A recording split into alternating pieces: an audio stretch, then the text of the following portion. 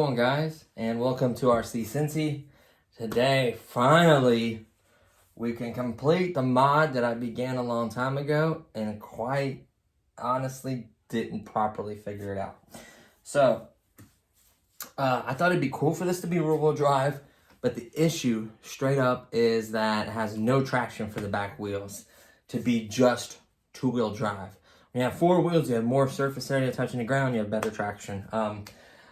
With the power it has, especially from the battery upgrade, and it being a little bit lighter, it just spins. So, I think I figured something out.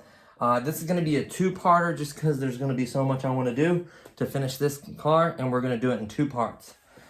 So let's take the body off. This is the body. Part 2 is going to involve the body. Part 1 is not. So we'll set this to the side.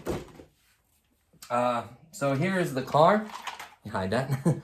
There's the car and the tires it comes with. It's this really hard plastic, and it comes with two of them because these kind of wear out and scratch. And I guess when they wear out and scratch, they get kind of grippy maybe. I don't know, but they give you a second set. And for some reason, they gave me an orange set with this particular vehicle. That's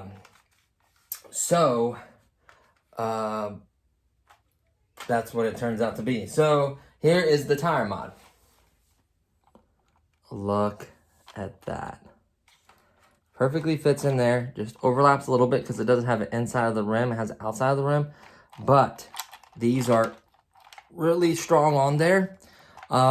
We may have to put a little glue. Haven't quite tested it, but it does fit. So let me show you how I got to this result. These are the cheapest tires on Amazon. These are $10.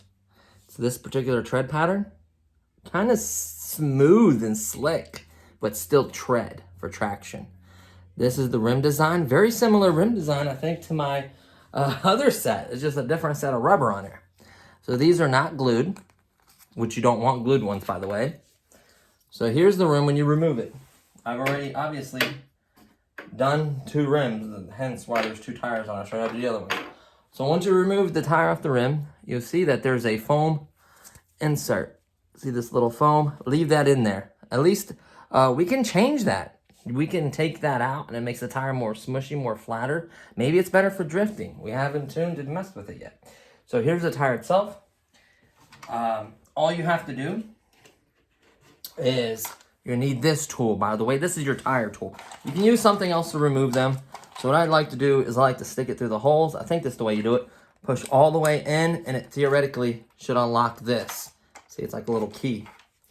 Then, pop, here you heard it clip, pop it right back out. Done. Here is the rim. Look at that. They didn't even care really to paint the inside of the rim. I think they would care, but that looks terrible. Some's better than others.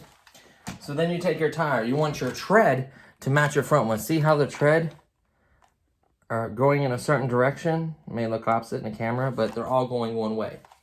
You want, at least for me, I want the tread going this way, the tire spinning that way. So what you do is you work the tire on the rim.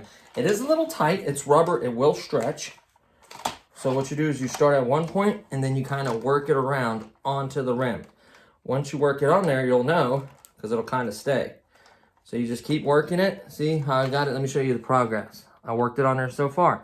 Then you need to keep working it to where the tire is all the way over the back rim. You want to keep working it to where it kind of sits in a back groove, like it's perfectly grooved to sit in the back. And you got to keep working it. You got to keep working it. So the end result is the tire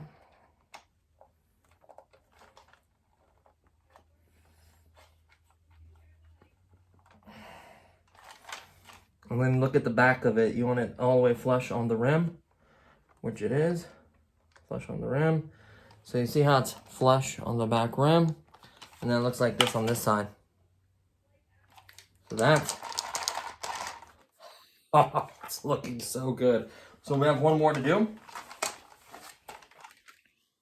I'm going to try to make this video as fast as possible and shorter. I don't have my editor. I would love to edit it, make it better and cleaner. I'm going to work on that. I did hit a milestone. January 4th was the channel's 3-year anniversary. So thank you to all the subscribers, likes, comments, all that fun stuff. Push down on the key just like last time. It should theoretically unlock. Come on.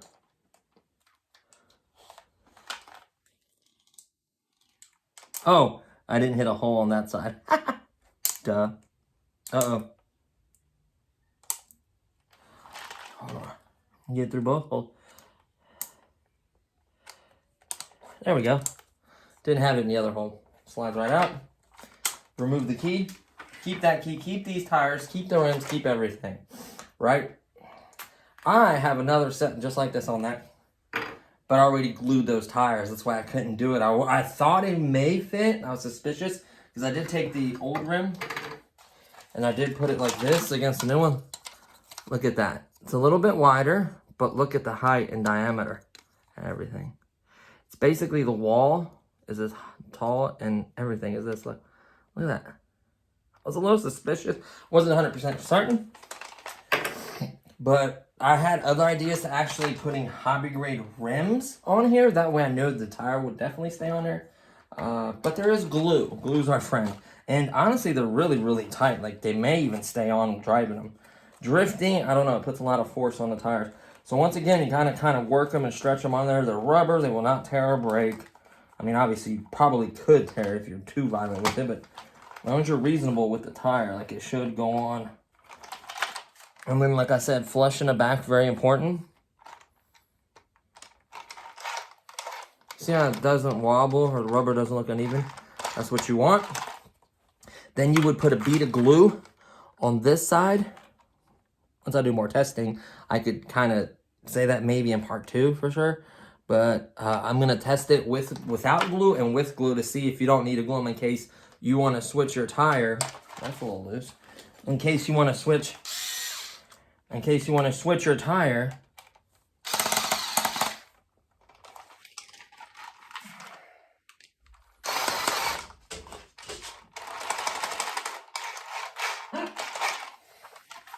One second. I don't know if and that noise is not good. Like, you don't want to be stripping these. That sounds much better. Sorry, I gotta let the dog run in. Okay, boo-boo. Come on. Come on. Sorry, I had to tend to the dog. So this is what it looks like. A couple things. Number 1, that you need to address, which I can address as well. We may have to raise the body because the rubber has foam in there. Maybe we could do without the foam. I don't know. I haven't tested that part yet. But this is a very valid solution. The back, it's like right there, a bump. Luckily, this doesn't have a suspension, so it's not going to go up. It may move a little bit. That's still going to rub marks on there, rub maybe the inside of the paint. Definitely for the turning for the front is going to affect the turning. We don't want that. So, unfortunately, we're going to have to raise it 1 notch on both sides, which I don't even know if we have that. Screwdriver, very small screw, careful. Undo it, and it looks like we do. We have more. I don't know if I ever slammed this one. The other one, I slammed it to the ground. But what's good is slamming if it's going to rub. Okay, so you can see a little hole, the one that was in. See the markings on it? So we're going to go 1 above that. So technically should show partial of the other hole. Should show about halfway up that other hole. So let's go ahead and do this one. We're going to need to do that probably on all 4 corners, honestly, because you don't want it rubbing and removing paint off the body. You don't want it not allowing you to steer. What, boo? I may have to see what he wants. I was hoping Candace can get the little doggy. Go get her, boo. I think he wants to go out, sweetie. Sorry about that. She's on the phone as well, otherwise she would already got him. So you just line up the holes. If you get it in, you'll know because it'll screw into the hole, which you want. There we go. So we went up 1 hole. Let's try the front now. Hopefully that 1 hole is enough. Ooh, that is so close now. Remember before it was touching in the middle, now it's not touching in the middle, it's touching on the very, very outer edge. We could probably get away with that. We'll have to try it. See that space? Ever so slightly. Luckily, like I said, it doesn't have suspension, so it really doesn't go up and down. So we'll try that. We may have to go one more, but I think we can get away with that. And then we're going to go ahead and do the same thing for the back because I don't want it rubbing, damaging the body. Ooh, the back, it looks like it's maxed out maybe. Hopefully not, because that would suck. You know? Like, that would suck. It is maxed out. Oh, no. So, I think I have a fix for that. You know what's funny? These posts are technically hobby grade. Well, not hobby grade, they're cheap plastic, but hobby, like, in a sense that you can get longer posts, put them in there, screw a hole through, and then cut them to the length you need. So, you can actually order longer posts, and it'll work for this particular body. For 110 scale. So I may do that. I don't know yet. Honestly, it not moving, it may be okay. Especially if you just throw the body on. And once you put the clip in, it kind of rides up a little bit. So you know what? Look at that. Like I pressed it down. That might be okay. That definitely gave us the clearance. We should be just about okay with the... see, it hits right there. You could trim a little bit of the fender, which I might do. We have the space. I'm going up one more. I don't want it affecting the steering because that little cheap motor, we don't need nothing straining it, right? So we're going to go one more. Try to hurry a little bit. I don't want to do videos too long, but I want to try to be precise on everything to do to finish this kit, finish this car. So I'll go over what I did before really fast before I move on to another mod. So you can see the markings, the one we just were in. We're going to go one more up. That should... I think it theoretically lifts the whole body a little bit, maybe. I don't know. There we go. Screw it all the way in. You don't want to lose that little screw. And it gets looser as you go up. I don't know why. So, undo it.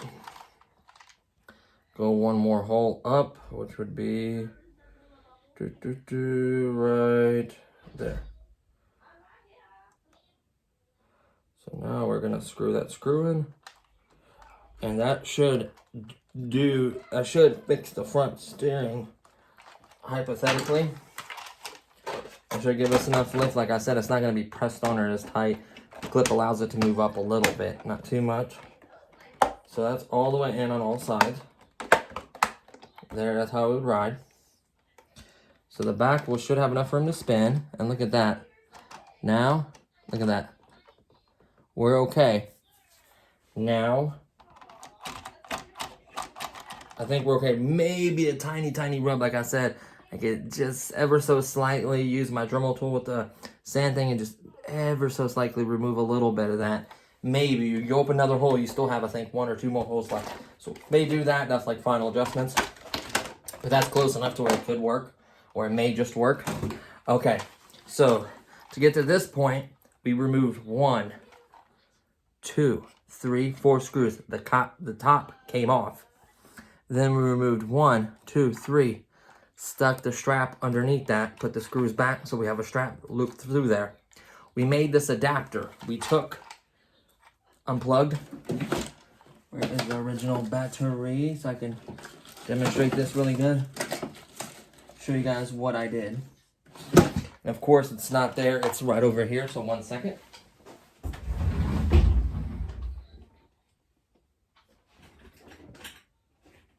There we go.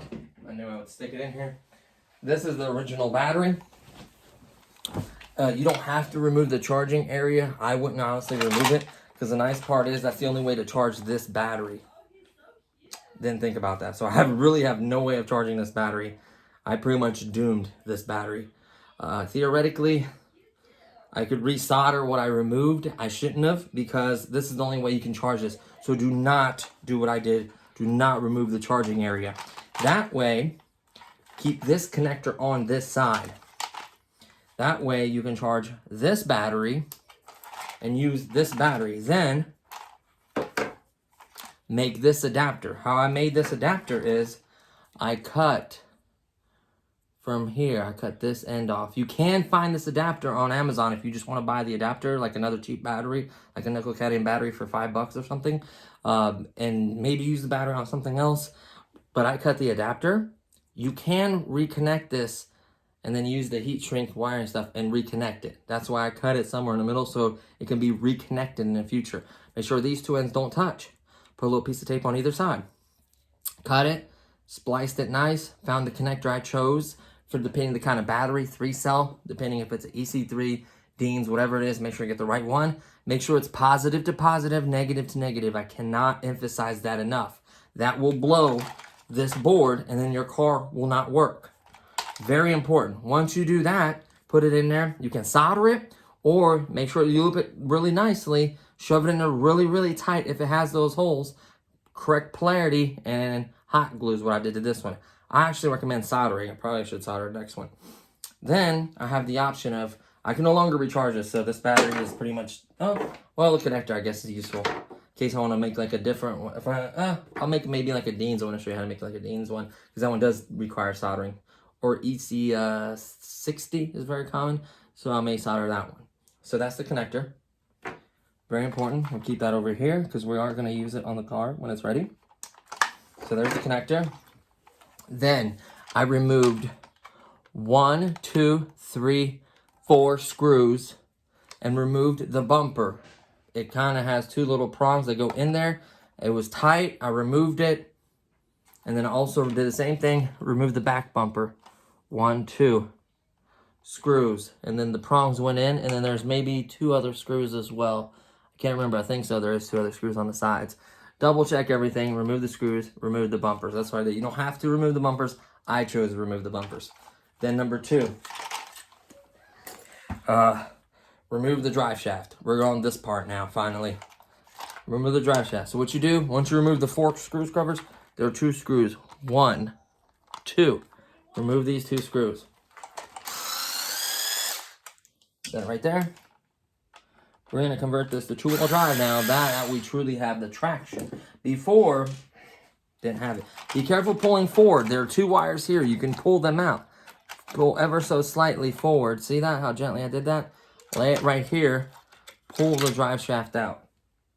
Now here's the problem. We could just remove the drive shaft and put this back. But it's not true. See how these 2 wheels aren't independent?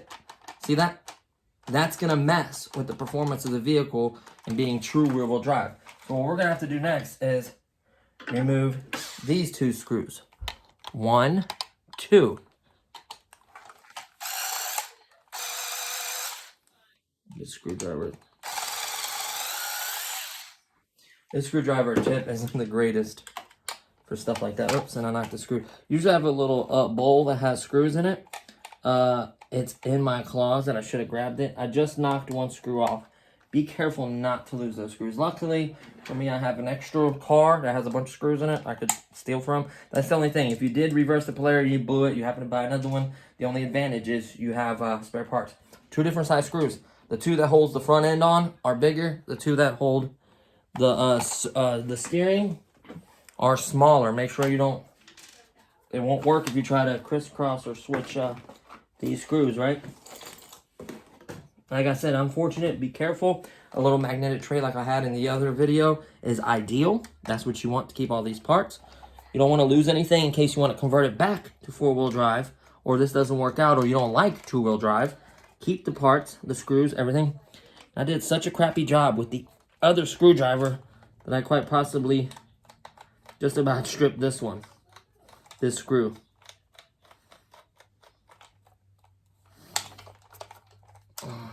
I'm probably gonna have to replace. Oh my goodness, yeah, I butchered this screw. That's the only bad part about those electric ones. If it doesn't perfectly fit, like that one did not, I should have never used it. But like I said, fortunately for me, remove the cover, 2 screws. This is a cover. Don't worry, this comes right out. It goes back in. See that? It just slides right back in. And then it works again. Simple as that. Remove the motor, set it here off to the side. Be careful with these solder points. They're very cheap. That's why I did a previous video, how to solder these points, because a lot of cars that you were purchasing were not working out of the box. because these were cheaply soldered, very poor job soldering, and they just came loose or disconnected. Excuse me. Pull the front straight out. We're going to set this to the side. We don't need that. Then what we're going to do is make it true four-wheel drive. So there's one right there. 1, 2, 3, 4 screws. If you do not remove the bumper, you have to remove the bumper screws. 1, 2, 3, 4. So remember that. I already removed those screws, so I won't have to remove them. There's one. Remember, the big screws kind of stay together. Let me see this length. Nope, those lengths are the same. Perfect. So the only 2 screws so far that are different are the ones for the steering motor. Remove this one. This is number 2. And be careful. Pay attention how this comes apart, because there's a little spring system that returns the steering back to neutral. You don't want to bend or break that. So you do want to be careful. Screw number 3. You know? I'm lazy. I like to use this. So you wiggle it very gently and very easily and pull straight up. Nice and easy. You don't want to force it. Here's the mechanism in here. You have a drive shaft. All you have to simply do is pull one of the wheels up, just like so. Don't worry, it'll slide right back in. It just sets in there. There's nothing else holding it. Set the wheel to the side. Grab the drive shaft. See the grease on there? Leave that on there. Don't wipe it. Put it in a Ziploc bag or something. Set it to the side. Keep that. That is it. Nothing else. Theoretically, you could leave the drive shaft in there, but I don't want it to make noises and spin this gear unnecessarily. Then all I'm going to do, as you see, I don't want to mess with this spring. See, the spring goes first in case you pop this open. The spring goes first. No, the black piece right there goes first. There's a spring mechanism on top of it, and then this. Do not mess that order up. You can get that to pop out. Be very careful. Then you take your wheel hub, and you put it the same way it was. One in this hole, one in that hole, just like that. See, I did nothing else, just remove that dog bone out. Then I'm going to take the cover and immediately put it right back on. We're almost done. I mean, this is such an easy mod. Being careful, of course, and mindful of where you took the screws. Make sure you return the screws, yada, yada. All that fun stuff. You want to line everything up. Make sure that it's lined up over the wheels. That's what hold the wheels on. Very important. Boom. Snap together. See how that's all snapped together? Then you're going to put these screws right back in. The 4 screws we took out. Of course, the bumper ones too, but I don't have that problem. You guys will have to remove those ones as well. Right? You don't use an electric one. Use a hand screwdriver. It's so much better, honestly. You can strip screws easily with this thing. You can just make it so much harder for yourself. There. 1, 2, 3, 4. So make sure you put all 4 of these, because you don't want this coming apart.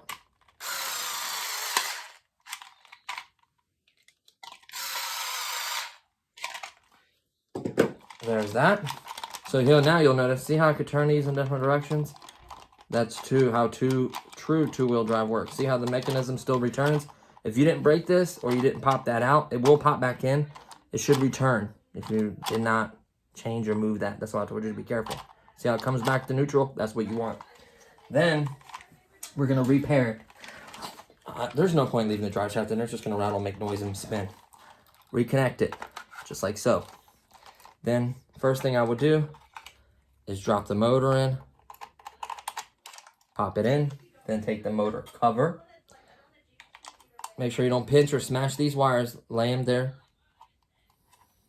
Lay them there. I think this thing, that's what this is for. This may contribute to them coming, I don't know. Just lay them there. Make sure they're in the channel. Don't smash them. Put the cover on. And then you're going to take the same 2 little screws.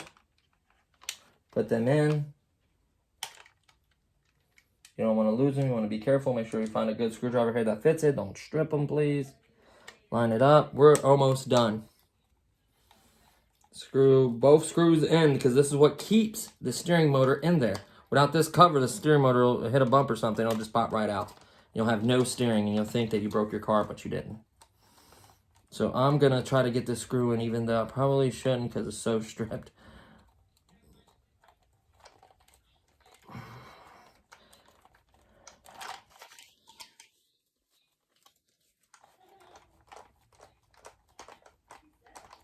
I just want it in there, so I do not, this cover does not come off.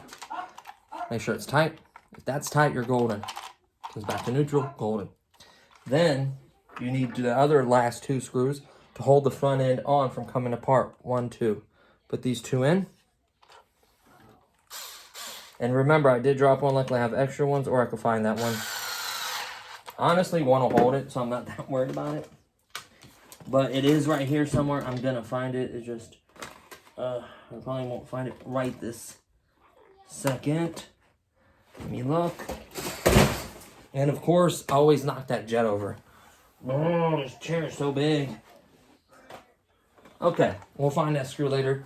I actually have a tray full of them from the old car. So there you have it. There you have it. Let me show you. That's properly working. So we're going to need to grab my case. Actually, this battery should have enough juice. Might as well drain it. Just so I don't have to grab the other battery. Boom. And then we're going to grab quickly the controller. Unless that battery's there, which I doubt it. Turn the controller on. Reach underneath here. Turn the car on. It's flashing like it should. Drop the battery in temporarily. And here we go.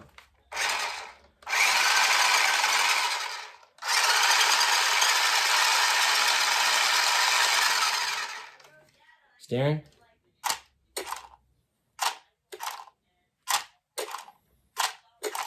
Look at those tires. Woo-wee. I don't have lights on this. Part 2, spoiler alert, is going to be lights. I actually did lights on the gray GTR body, blue body, and didn't do it on Nissan yet. Spoiler alert, got these lights right here. These are 20 lights, 6 foot long, powered by 2 simple batteries, warm white. I bought a red Sharpie marker to break the brake lights. Last time I used paint, I didn't like the way that turned out. It's kind of see-through. The Sharpie will work much better, I do believe. We'll try it. And then I'm going to follow your guys' suggestions. Make the ever so slightly tiniest little like pinhole. And then push the light right up there so it looks like a little bulb is barely sticking out because these are like the perfect shape. And I'm going to do lights for the front. And then I'm going to do 1, 2, 3 lights for the back for the tail lights. Yes, I'm going to do 3. And I'm going to do 1, 2 for the front. Maybe the turn signals, if I had a yellow Sharpie. I don't think I do. I do have yellow paint. Maybe we'll do that. I don't know.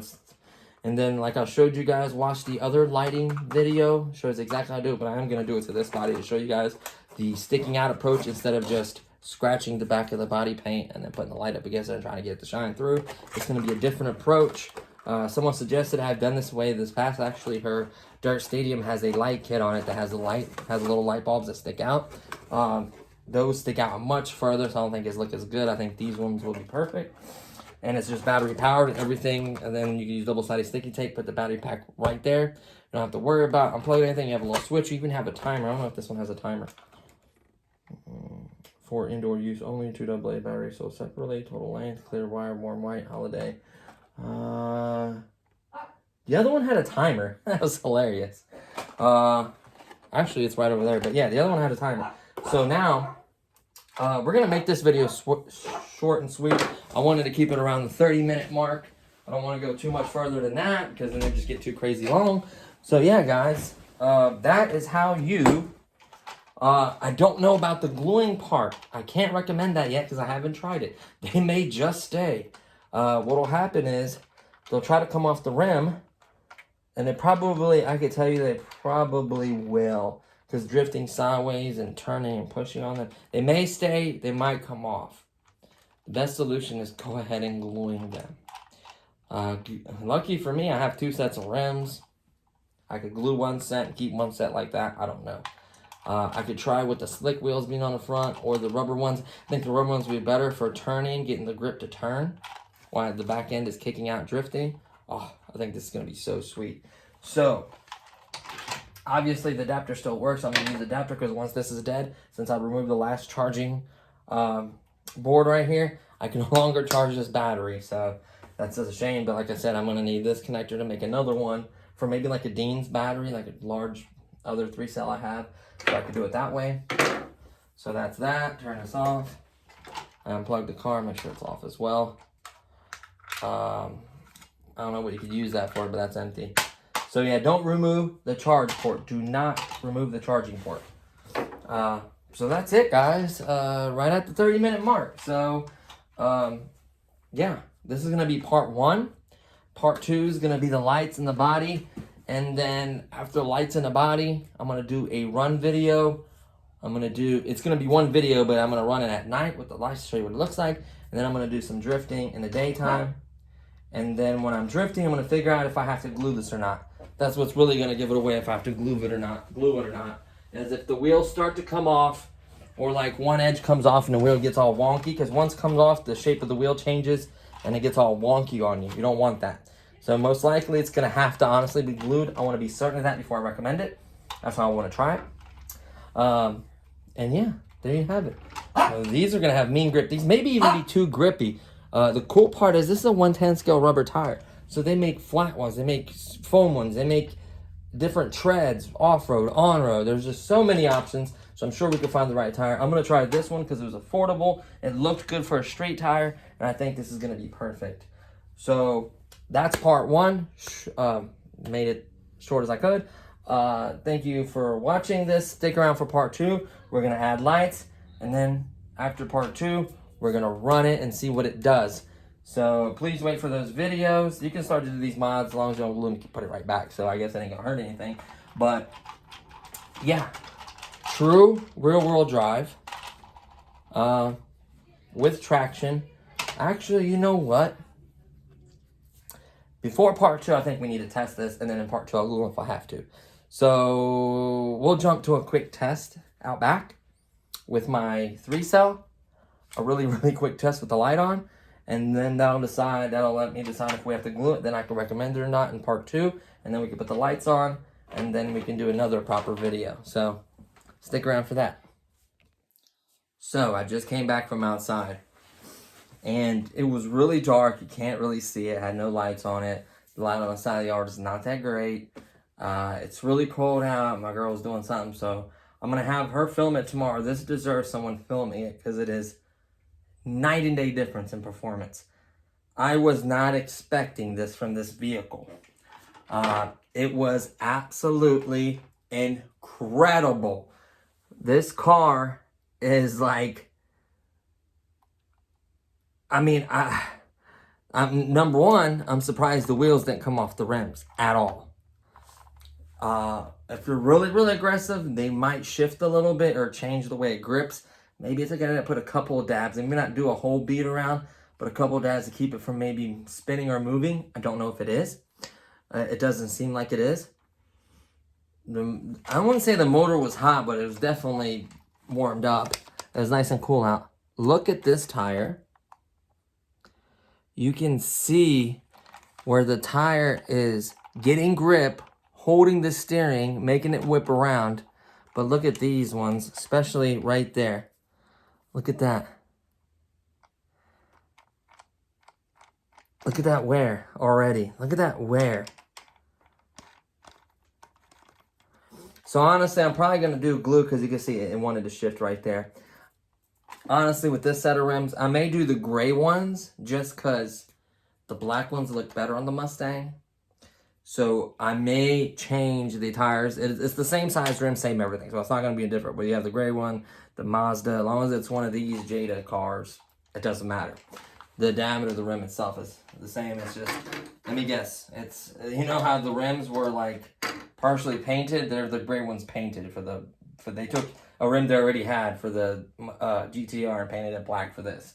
So honestly, night and day difference. As far as acceleration, incredible. Acceleration's amazing.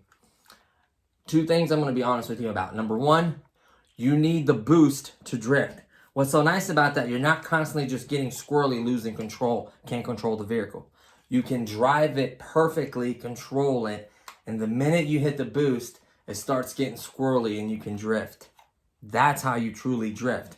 Rear-wheel drive vehicle with power to where it's direct, it aims, it goes where you want it to, and then when you really hit it, that's when it gets squirrely. That's what's basically happening out there. It is nuts. This car is so fast, because we always see the tires spinning. We never realize how fast this car is. Honestly, two things I'm going to be honest with you about. It whipped so hard that it undid the strap and threw the battery, and I had to re-glue my connector because it pulled it out. That's how hard it whipped it around, that didn't break it, it unstrapped this battery. So I had to get in my piece of my alien tape. I put a piece of alien tape on the bottom of the battery, got it to stick, then put the strap on. That's the only way I could keep the battery on, number one.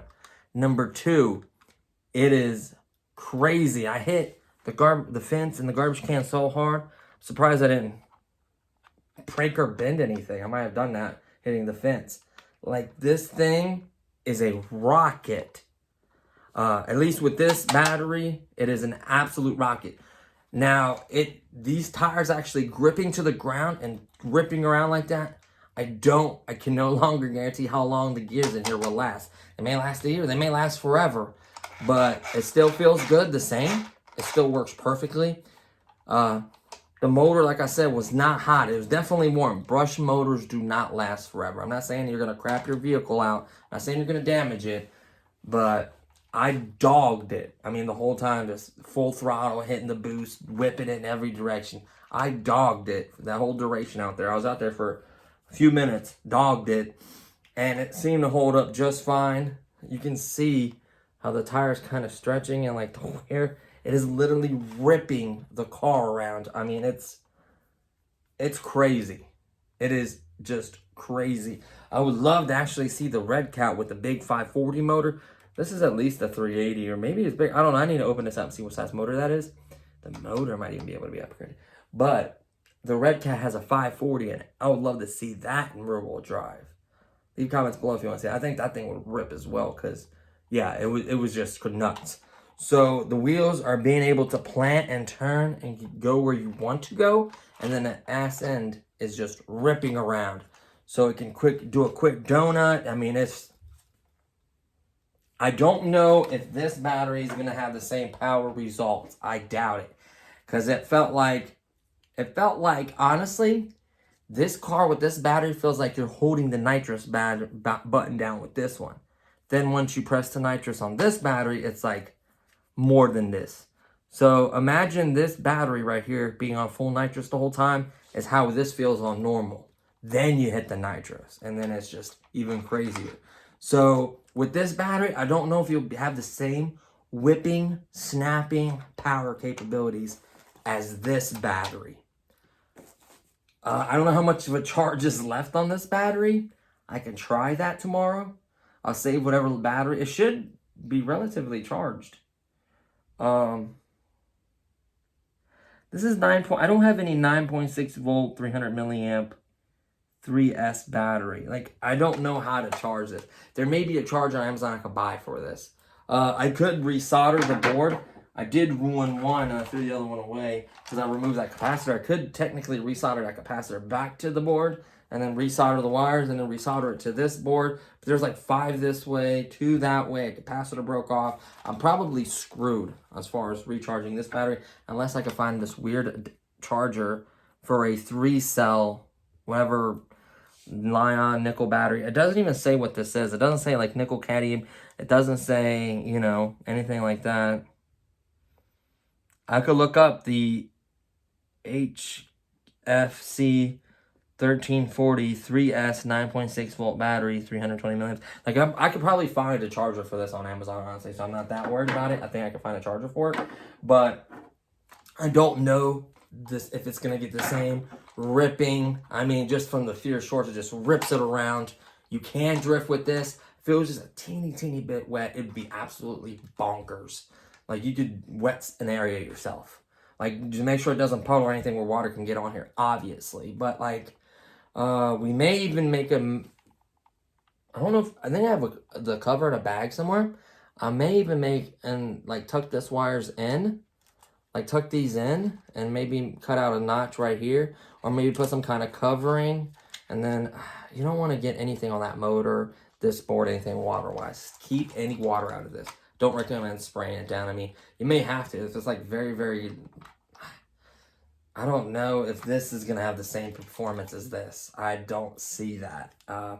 Yeah, I don't see that. So it was so fast.